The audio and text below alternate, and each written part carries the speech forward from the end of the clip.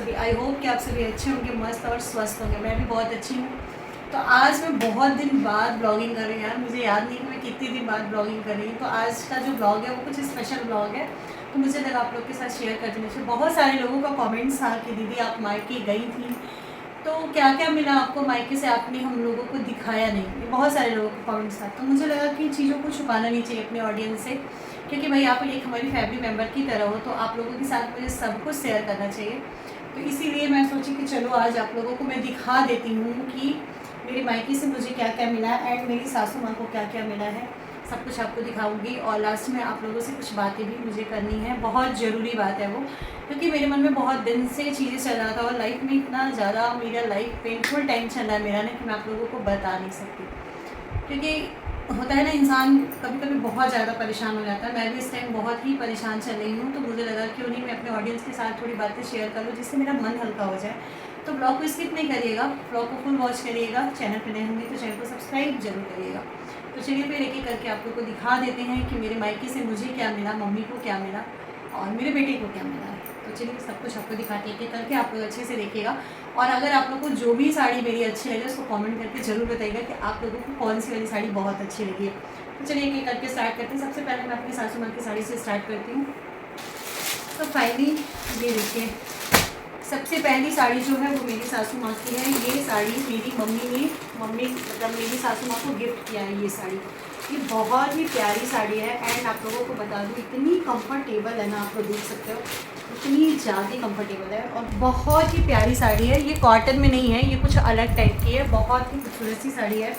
और ये आप लोग जैसे इसके ब्लाउज़ वगैरह हमने सब स्टिच करने के लिए दे दिया है।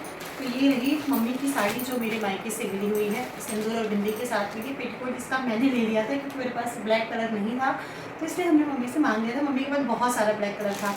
तो ये रहा मम्मी को जो मेरे मायके से मिली हुई है। एंड इसके बाद एक साड़ी ये है जो मैं अपनी मम्मी के लिए लेके आई हूँ, मतलब सासू माँ के लिए मैं अपनी तरफ से लेके आई थी, क्योंकि उनके यहाँ पड़ी है शादी, तो उनको बहुत सारी साड़ी चाहिए थी। तो कुछ चीज़ें मैं सोची चलो यहीं से लेके चलूँ। तो ये देखिए आपको कुछ ऑरेंज, आजकल ये कलर इतना ज़्यादा ट्रेंड में चला है, पर ये प्योर कॉटन से नहीं है। आप लोग ये मैं सोचना कॉटन की साड़ी दिखा रही हूँ।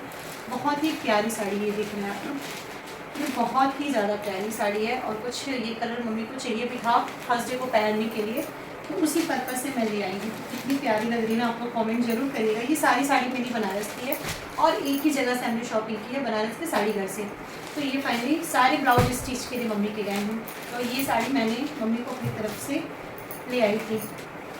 प्राइस मुझे नहीं लगता कि हर साड़ी का बताना चाहिए। उसके बाद एक साड़ी मम्मी के लिए मैं ये ले आई हूँ अपनी तरफ से। ये आप लोग को ऐसे ही दिखा देती हूँ, बस देखते थे। ये साड़ी मम्मी को मैं लाई हूँ अपनी तरफ से मम्मी को, ठीक है। तो एक साड़ी ये है, ये सारी साड़ी मेरी सासू माँ की थी। उसके बाद मैं आप लोगों को दिखाती हूँ कि मेरे बेटे को क्या क्या मिला है ननिहाल से। मेरे बेटे को बहुत पैसे मिले थे, बट मैंने कपड़े बहुत ज़्यादा नहीं लिया क्योंकि घर में शादी पड़ने वाली है। तो मुझे लगा कि इन दिस टाइम पे जब आप पहले से ही सारी चीज़ें कर लो ना तो अच्छा नहीं है, कपड़े छोटे हो जाते हैं। तो मैं एक उनको खुश करने की वजह के लिए थोड़ा बहुत ले ली हूँ, बाकी उनके सारे पैसे रखे हैं मेरे पास। जब घर में शादी की डेट वगैरह सब कुछ फिक्स हो जाएगी तो उस टाइम मैं उनके लिए अच्छे अच्छे कपड़े, शेरवानी, सूट्स क्या क्या बोल रहे थे, तो मैं सब कुछ लूँगी। अभी हमने बस ऐसे ही नॉर्मल ले लिया है, नॉर्मल नहीं लिया है, मतलब जो भी लिया है बहुत कम लिया है। तो ये है ओजस के लिए मैंने लिया एक येलो कलर की T shirt, yellow blue white combination का एक टी शर्ट लिया है। उसके बाद एक ये जो कि ओजस का कलर फेवरेट है और मेरा भी, तो एक कलर हमने ये लिया है। एंड उसके बाद एक जीन्स ली हूँ मैं उनके लिए। जीन्स तो मैं जानबूझ के नहीं लिया, इतना छोटा हो जाता है जीन्स ना, मुझे इधर उधर से फेंकना पड़ा है, कपड़े बहुत दिक्कत होता है, इसलिए मैंने एक ही जीन्स लिया।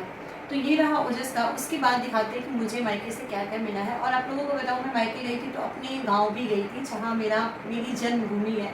मैं वहाँ भी गई थी, तो वहाँ भी मेरी फैमिली रहती गई थी ना, तो वहाँ पे भी मेरी चाची लोग रहती है, मेरी फैमिली गाँव पे भी है। तो वहाँ पे भी मैं जब भी जाती हूँ बनारस तो वहाँ भी ज़रूर जाती हूँ। तो मैं वहाँ गई थी, तो वहाँ भी मैं कुछ चीज़ें मुझे मिली थी। वैसे तो मुझे, आप बोलते हो ना विदाई होती है तो वो दिया जाता है, क्या दिया जाता है, खोइछा, सब कुछ मिला था। पर इस बार ऐसा माहौल था मेरे मायके का ना कि वीडियो मैं बना ही नहीं पाई, बिल्कुल भी नहीं बना पाई। मतलब कुछ अच्छा ही नहीं लगा इस बार मायके में।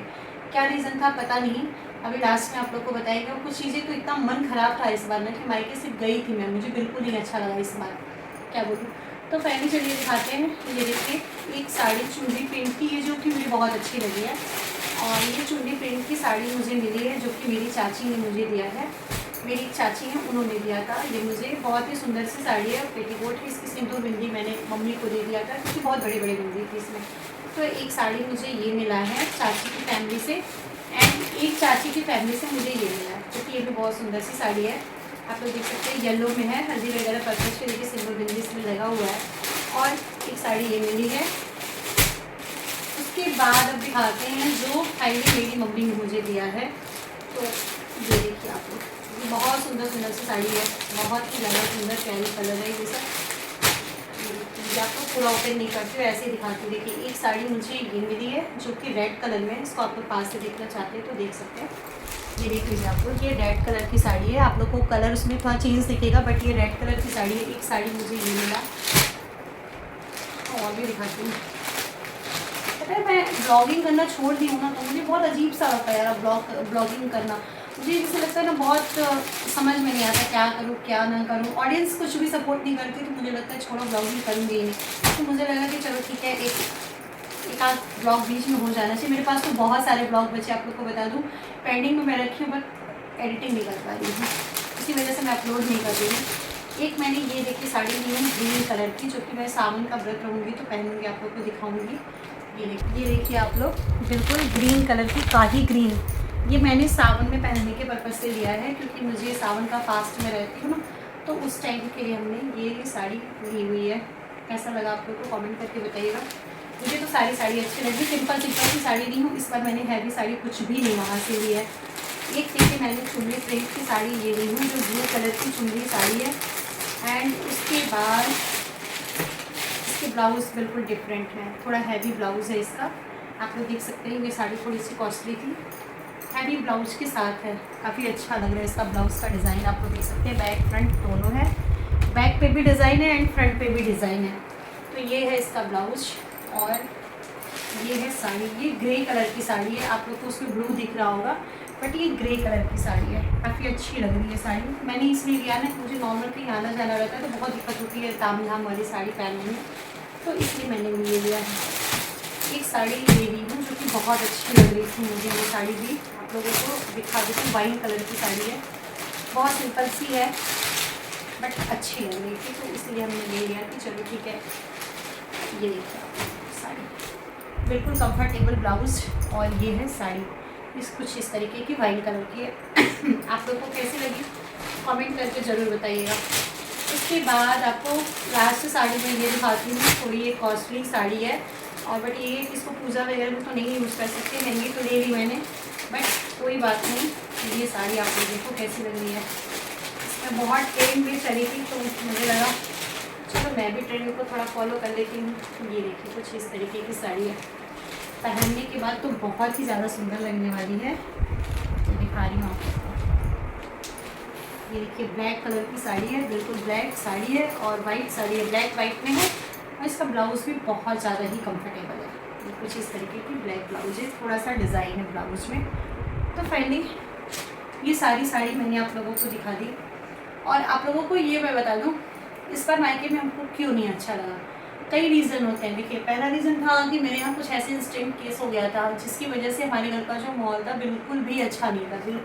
तो इस बार ना इसी वजह से मेरे घर में बिल्कुल रौनक ही नहीं था। हम लोग को लग ही नहीं रहा था कि हम लोग गर्मी की छुट्टी में गए। और कुछ चीज़ें और भी है, पता है कभी कभी कुछ लोग ना ऐसी ऐसी चीज़ें हो जाती है कि मन ख़राब हो जाता है। सच बता रही हूँ, मतलब ऐसा भी कोई करता है, मुझे नहीं पता है कि मैं खुल के नहीं कहना चाह रही हूँ, ऐसा भी कोई किसी के साथ करता है यार। अपने हो कि अपने के साथ ऐसा कोई नहीं करता है। बट क्या बोलूँ, इन टॉपिक पे बात नहीं करना चाह रही हूँ मैं, क्योंकि मुझे बहुत पेनफुल हुआ, बहुत ज़्यादा पेनफुल टाइम था मेरे लिए। और मैं वहाँ से आने के बाद भी मेरे लिए काफ़ी ज़्यादा पेनफुल टाइम ही चल रहा है मेरा। बट कोई नहीं, ये सच कहा गया है कि आप अगर दिल के ज़्यादा साफ होते हो ना तो कोई नहीं समझता आपको, कोई नहीं समझता है। आप वही है कि मतलब लिपड़ी चिपड़ी की तरह बातें करते रहो तो लोग आपको बहुत अच्छा कहेंगे, पर आप जब किसी के साथ अपनी पूरी जी जान से ताकत लगा दो उसके साथ, और उसके साथ अच्छे से सोचो कि मैं उसका पूरा सपोर्ट करूँ, सब कुछ करूँ, तो वहाँ आपको हर जगह गलत साबित कर दिया जाता है। जैसे मेरे साथ होता है, मैं हर जगह अच्छा बनने की कोशिश करती हूँ और सोच के जाती हूँ कि हर जगह मुझे किसी से नहीं बोलना करना फालतू की चीज़ें, बट वो है ना कि लास्ट टाइम में क्या होता है कि मैं गलत ही हूँ, मेरे साथ हर बार ऐसा कुछ होता है। तो कोई नहीं, हर चीज़ इंसान किस्मत से सब कुछ लेके आता है, मेरी किस्मत ही शायद ऐसी है। मुझे लोग को समझने में टाइम लगेगा या नहीं समझेंगे, मुझे इन चीज़ों का भी फ़र्क अब नहीं पड़ता। पहले चीज़ों का बहुत फ़र्क पड़ता था कि लोग मुझे नहीं समझते या ऐसे वैसे, कि अब लगता है कि जब इंसान गलत में साबित है तो गलत ही बना रहे। मतलब मेरे से कोई प्रेम नहीं और अगले से इतना प्रेम, मतलब क्या है यार, ये चीज़ें मुझे समझ में नहीं आती। पर ठीक है, हम किसी को नहीं बोल सकते, जब अपना इंसान ऐसे करता है तो मैं दूसरों को क्या ही बोलूँ। तो यही सारी चीज़ें हैं, बहुत चीज़ें हैं मन में, कहना नहीं चाहते हैं, हर चीज़ को सोशल मीडिया पर मैं शो नहीं करना चाहती हूँ। दिक्कत ये है कि मैं हर बात को यहाँ ओपनली कहना नहीं चाहती। तो लोग इसका मतलब ये सोच रहे हैं कि मुझे कुछ समझ में नहीं आता या मैं नासमझ हूँ, मैं बहुत समझदार हूँ कि नासमझ बन के रह रही हूँ। तो चलो ठीक है, जैसे जिसको जो समझना है, पर लगता है जब अपना रिश्ता नहीं साथ देता है ना, तो दूसरे पे हम दबाव नहीं डाल सकते। जब अपनी अपनी चीज़ें इतना मतलब पेन कर रही है मुझे कि मैं क्या बताऊँ। तो बस यही सारी बातें हैं, बहुत सारी बातें कहना नहीं चाहती हूँ मैं, समय आएगा तो शायद वो भी बता दूँगी। पर ये है कि आप किसी के साथ बहुत दिल से रिश्ते निभाओ ना, चाहे वो माँ हो, चाहे बाप हो, चाहे अपनी फैमिली हो, पर कोई नहीं समझता आपको, कोई नहीं समझता। तो फिर ठीक है, कोई नहीं समझे, मैं भी कोशिश अपने आप को संभाल दी हूँ कि ठीक है, मेरे लिए कोई नहीं है, मुझे कोई भी नहीं समझ सकता। अब नहीं समझा, अभी तक नहीं समझा तो अब तो बिल्कुल ही नहीं समझेगा। तो कोई बात नहीं, मैं अपनी दुनिया में व्यस्त हूँ, मुझे पता है कि मुझे क्या करना है, क्या नहीं करना है, मेरी लाइफ क्या है, क्या नहीं है, मुझे क्या कैसे रहना है, मुझे कहाँ मेरे रिश्ते निभाने हैं, कहाँ नहीं निभाने, मुझे सब कुछ पता चल चुका है। मुझे उसी हिसाब से अपनी सारी चीज़ें करनी है मैनेज।